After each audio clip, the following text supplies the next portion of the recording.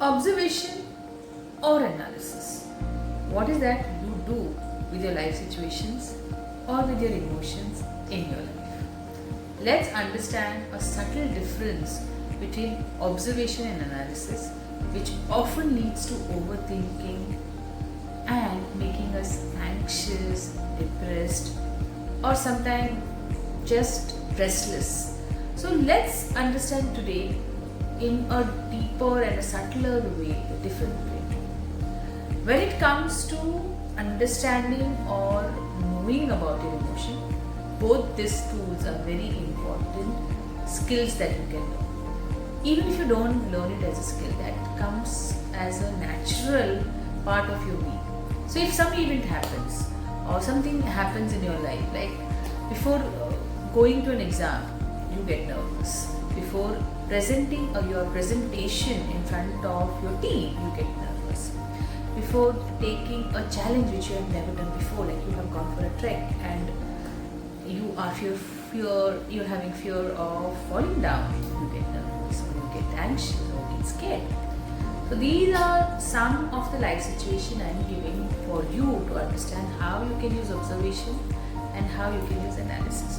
What usually happens is we anticipate and we really think beforehand that I may fail, I may not be able to do it, or I may do it but probably I may not like it. Whatever, there is analysis in something which is going to happen in the future and an anticipation of it which may lead you to an anxiety or fear situation. So what's important is, why am I trying to give this or make this video is, when I try to explain this to my daughter, what she tells me is, what do I do when it's happening now? And that's right. I mean, I can let you know and give you a gyan about it now and probably it will sink into you. But what do you do when it's happening? For that, you need to understand what you are doing when it's happening. When you are presenting some presentation in front of a team or when you are appearing for an exam, what is happening is before the event you are already analyzing or anticipating that you may not do well, or you may be analyzing that there may be some hitch out there and you may forget at the last minute. So you are already anticipating, which is an analysis, or I would not say analysis, yes, it's an anticipation of a situation which may not happen or which may happen. So because of which, when the situation happens, when you are actually presenting, you tend to do something which you already thought that you may do. I mean, you will get nervous already because you're already imagined yourself in front of the public getting nervous. So that anything that happens in the present usually first happens in your thoughts. So it's already happened in your thought, that's how it's coming in the present. So first an important thing is you understand that what you're doing with your own self. Are you observing? Are you analyzing? Or are you anticipating something which may happen or may not happen? So if when you identify this, then you try to see what's happening in the situation. So when you're going for a presentation, when you're giving an exam, what's happening? You're getting nervous, there is a tension in your muscles, there is a tremor in your hands, there's a tightness of your chest, you feel thirsty, you observe all this that's happening to you, your heartbeat is getting higher, observe all that is happening to you without analyzing, without thinking, oh my god, I may not be able to do this, oh my god, probably I'm getting anxious, oh my god, probably I am not good enough, I don't know the answers. This emotion can overwhelm you if you try to resist it, if you try to suppress it, if you try to analyze it. What's important is see them as it is and stay with it. Okay? Now you say by the time the paper will get over and then another situation will come where I am not able to complete the paper on time. But all practices have to be done beforehand. This is a mindful practice which needs a habit to be formed, which will require you to do it every day so that when the day comes you are able to handle it better. But here, right now, what I'm targeting or what I'm trying to convey is that observation is about not getting involved or analyzing any of your emotion or situation, but just observing them as they are, as the fact that they are. Not thinking what they are trying to tell you, make you learn, or probably trying to make you see something. Nothing, none of this analysis is there. You're not allowing this emotion to overwhelm you by just observing them as they are and just accepting them. Whereas analysis of this emotion needs to be done afterwards. After the exams are over, after the presentation is done, you can sit with yourself and see this pattern which keeps happening in your life and try to understand the trigger behind it. Instead of thinking I'm not good enough, I will fail, the fear of failure may take over. What's important is see from where it is coming. Have you done your studies well?